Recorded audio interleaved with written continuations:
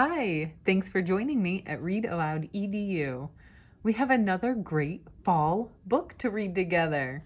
Fletcher and the Falling Leaves by Julia Rawlinson, pictures by Tiffany Beek. This is another fun one.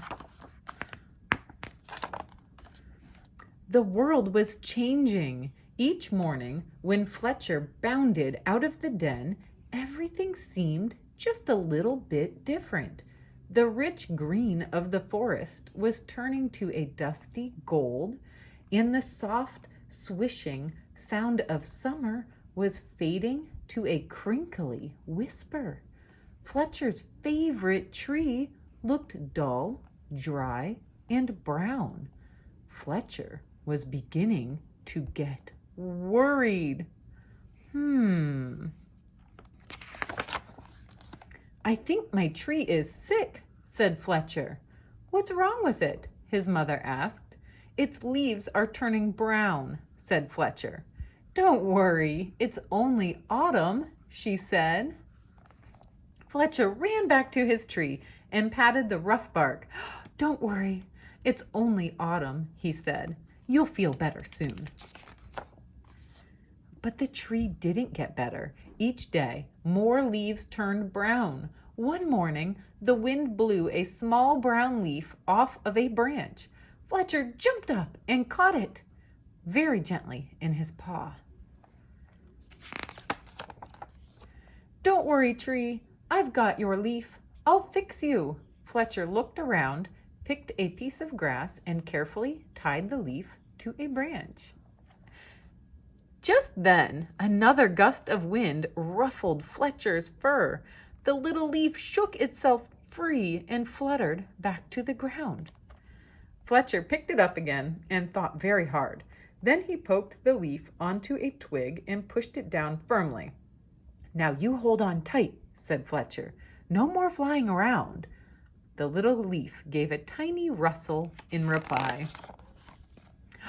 Whoa, what do you see here? Lots of wind. The next day, a strong wind was blowing through the forest. Fletcher rushed out of the den and ran all the way to his tree. Lots of branches were bare, and little lost leaves spun everywhere. Don't worry, tree. I'll catch them for you. I promise. Round and round and round whirled Fletcher after the swirling leaves. Leaves! Wonderful! Just what I need for my nest, said a squirrel. There's the squirrel. But these belong to the tree, said Fletcher. Don't take them away. The tree doesn't need them anymore, said the squirrel, bounding off. Help! Help! The wind and the squirrel are stealing our leaves, cried Fletcher. Leaves? Terrific! Just what I need to keep warm, said a porcupine, rolling around. Look, the leaves stuck to him. But these belong to the tree, said Fletcher, plucking leaves from the porcupine's needles. Not anymore, snuffled the porcupine, and away he rolled. Help! Help! The wind, the squirrel, and the porcupine are stealing our leaves, cried Fletcher. Suddenly, a flock of friendly birds swooped down from the sky. They picked up the leaves in their beaks and poked them onto the tree's branches. Soon the tree was leafy again, and Fletcher flopped down and smiled. Ah! The birds helped put the leaves back. Thank you, birds! Thank you! He gasped as the birds fluttered away. He lay looking up through the leaves at the sky and drifted off to sleep.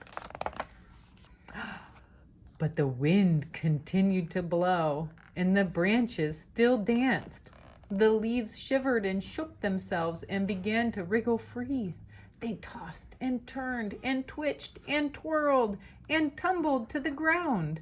They brushed Fletcher's ears and nose and filled his dreams with a whispering sound. When Fletcher finally woke up, he couldn't believe his eyes. Instead of a roof of dancing leaves, all he could see were bare branches against the sky. "Oh, tree, I am so sorry," gulped Fletcher. "All your leaves are gone." But then he saw, high in the branches, one small leaf still holding on. Do you see it? Look up. Right there. "I won't let the wind steal that one," said Fletcher, and he began to climb. He crawled along to the last leaf and held it firmly onto its branch. All day long the wind blew, the branch bounced, and Fletcher held tight. "I'll stay with you, leaf," he said. "Don't worry." But then, with a sudden whoosh of wind, the branch bounced high.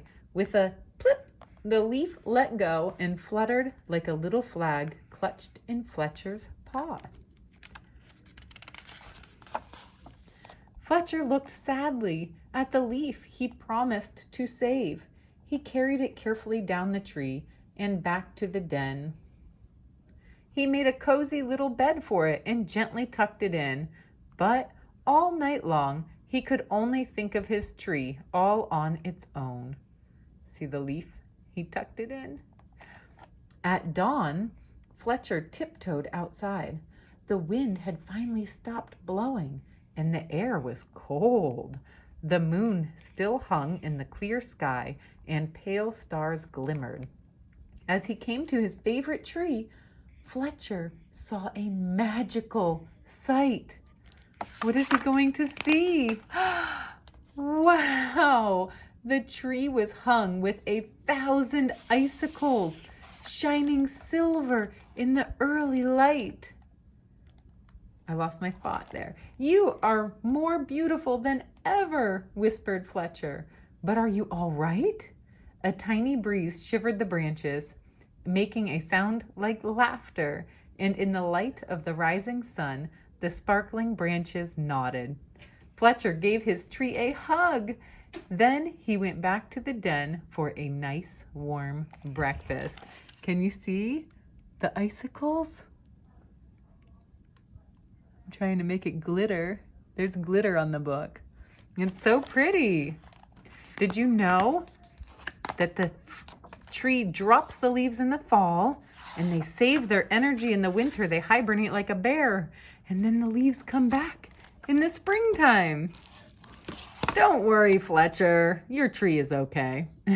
Thank you for reading. Don't forget to subscribe.